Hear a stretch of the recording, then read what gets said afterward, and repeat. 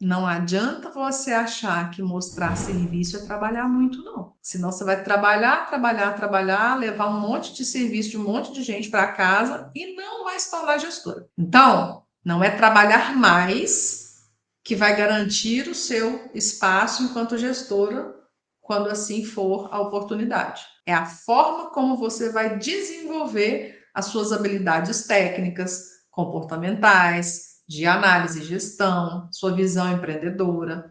Então, legal, está no caminho certo, mas pode ser, né? E aí a gente vai discutindo aqui, você pode estar no rumo certo, porém na velocidade que não necessariamente é a que te favoreça, e muito provavelmente com o esforço que você vai acabar fazendo mais esforço e talvez não tendo tanto resultado.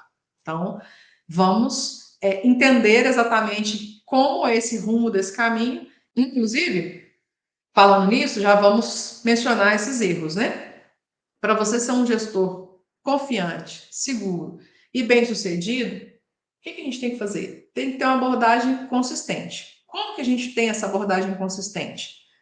Clareza nas decisões, integridade nas ações, posicionamento com firmeza. É isso, gente.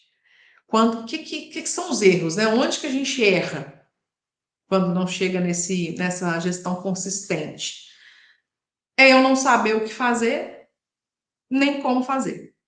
Ou seja, não tem clareza sobre exatamente qual ação eu tenho que tomar, qual ação eu tenho que executar, quais são os problemas que eu tenho que resolver, como eu devo resolver aquele problema. Então, quando você, enquanto gestor, chega na sua área, você não sabe resolver os problemas técnicos, de pessoas, de indicadores que estão fora da meta e por aí vai, a sua equipe fica completamente sem direção e confusa. Por quê? Você não tem um plano claro, elas não sabem para onde elas têm que ir, a equipe fica perdida, desorientada, sem saber assim, poxa, o meu gestor não sabe o que tem que fazer, como que eu vou fazer? E aí, gente, muitas vezes, quando a gente tem gestores que não sabem bem o que tem que fazer e como fazer, os funcionários começam assim, essa fulana aí, esse fulano aí, não tem capacidade para ser gestor aqui não. Então aí vem o questionamento.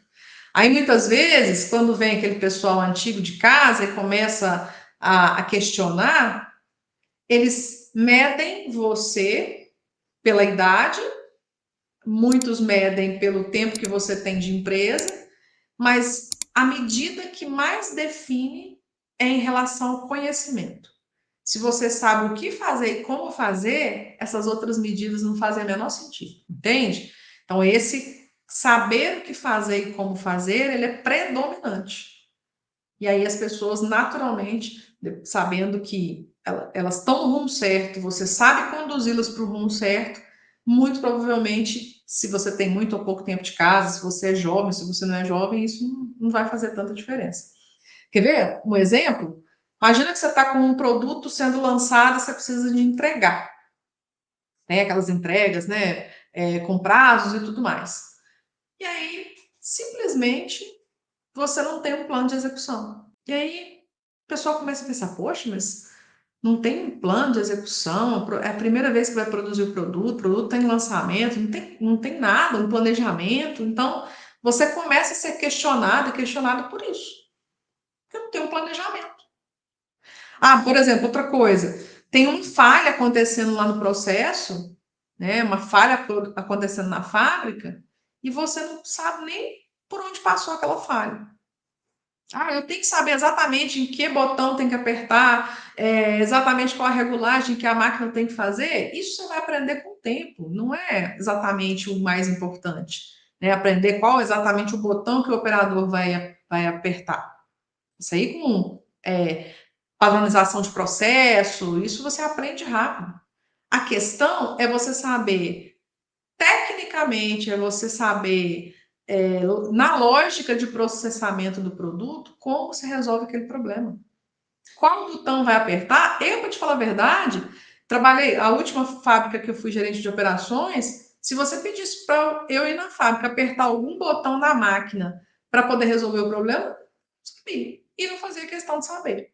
Mas, se você me perguntasse como resolvia problema tecnológico de fabricação de salgados, tecnológico na fabricação de pão de queijo, tecnológico do ponto de vista de processos, eu debatia com você tranquilamente.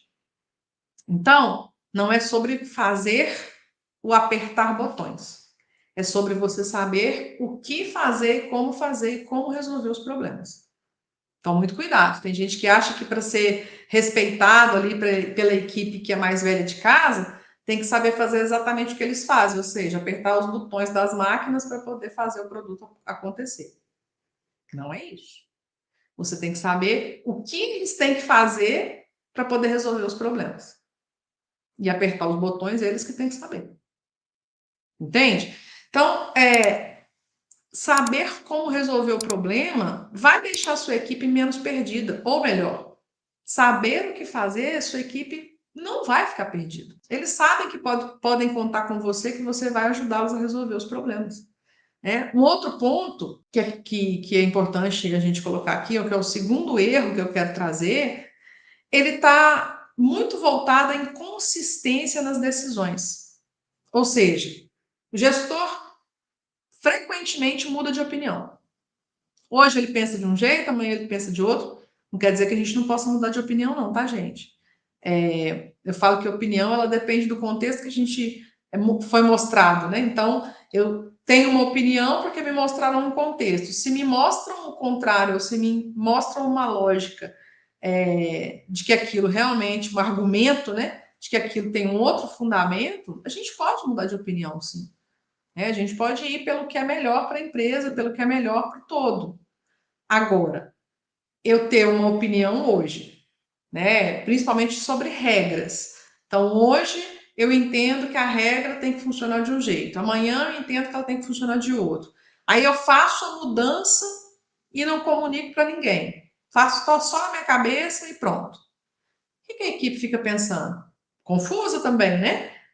Eu não sei se eu posso conversar com a Aline hoje ou se eu não posso. Eu não sei se eu posso chegar perto da Natasha hoje ou se eu não posso. Eu não sei se eu posso pedir alguma coisa para a Amanda ou se eu não posso. Porque a pessoa é extremamente instável, você não sabe a hora que pode abordar, né? E a equipe vai ficando frustrada. Porque uma hora a pessoa está totalmente sociável, conversando e trocando ideia, outra hora ela está jogando 10 pedras contra você. Então, muito cuidado com esse comportamento, com comportamentos que causam confusão na sua equipe. Ou seja, cada hora você pensa de um jeito, cada hora você toma uma decisão de um jeito, não existe uma lógica nas suas decisões, onde as pessoas, inclusive, saibam explicar por que você toma tal decisão. Então, existe uma regra, vou dar um exemplo, né? Existe uma regra ou uma avaliação de desempenho. E aí você começa a falar com as pessoas como é a avaliação de desempenho, quais são os critérios de avaliação de desempenho que elas têm ali para poder subir de cargo, ou então para não serem punidas, né? Porque tem as regras de conduta e tudo mais. Aí simplesmente você vai lá e muda a regra do jogo. Não, agora para poder ser promovido tem que acontecer tal coisa. Ou então você muda a regra de avaliação de desempenho. Então a pessoa tinha um desempenho mediano, aí daí a pouco você muda o referencial e a pessoa passa a ter um desempenho pior. Então você nunca sabe se está indo bem, se está indo mal, quando você tem um gestor totalmente instável assim. Então, quando, por exemplo, tomar decisões com base naquilo que a pessoa tem de favorecimento, ou seja, para alguns a regra é muito rígida. Agora, para os meus chegados, não. Meus chegados vão ser tratados de uma maneira mais amena. Eu vou dar ali uma colher de chá para eles, porque, então, né, eles são pessoas mais próximas e tudo. Esse é o tipo de gestor que faz julgamento entre funcionários e ele promove a cultura do puxa-saco. Então, tem gestor assim. Onde que vai a credibilidade de uma pessoa assim? Lá no chão. Porque ele favorece pessoas, algumas pessoas sim, outras não. Há o critério que está na cabeça dele. Então, quando a gente tem gestores com esse tipo de comportamento, a credibilidade já era. O terceiro ponto que a gente precisa abordar em relação a essa credibilidade é o não saber se posicionar. Anteriormente, né, no fato de você ter uma inconsistência nas decisões, ou seja, cada hora está para um lado, essa pessoa se posiciona, como diz a minha mãe, né? A hora que a bananeira, o vento bate, ela vai para um lado, vai para o outro. Só torce para os times que estão ganhando, não torce para um time específico, mais ou menos assim. O não saber se posicionar é quando você tem dificuldade, inclusive, de expressar suas opiniões. Tem dificuldade de tomar decisões, defender sua posição, principalmente dentro de polêmicas e conflitos. E o que mais a gente tem dentro de uma fábrica, gente, são conflitos. É um conflito de interesse entre as pessoas, conflito entre as pessoas no ambiente de trabalho, conflito de divergências técnicas, né? Tem uma pessoa que pensa tecnicamente de uma linha, de um raciocínio, outro de outro. O que mais a gente tem dentro de uma fábrica são divergências. Agora, se eu não consigo me expressar minhas opiniões, se eu não consigo tomar as decisões defendendo a minha posição, defendendo a minha opinião, né, defendendo aquilo que eu acredito, seja tecnicamente, moralmente, enfim. Se eu não consigo fazer isso, o que acontece com a minha credibilidade? Eu vou ser visto como indeciso, fraco. Se tem uma coisa que gestor de indústria que quer ser um gestor confiável, que tem confiança em tomar decisão, que é seguro, que é bem sucedido, é um gestor que não pode ser fraco. Não pode, não vai dar certo se você tiver nesse nível de indecisão, ser um líder fraco. Não vai. As pessoas vão fazer de você o que elas quiserem.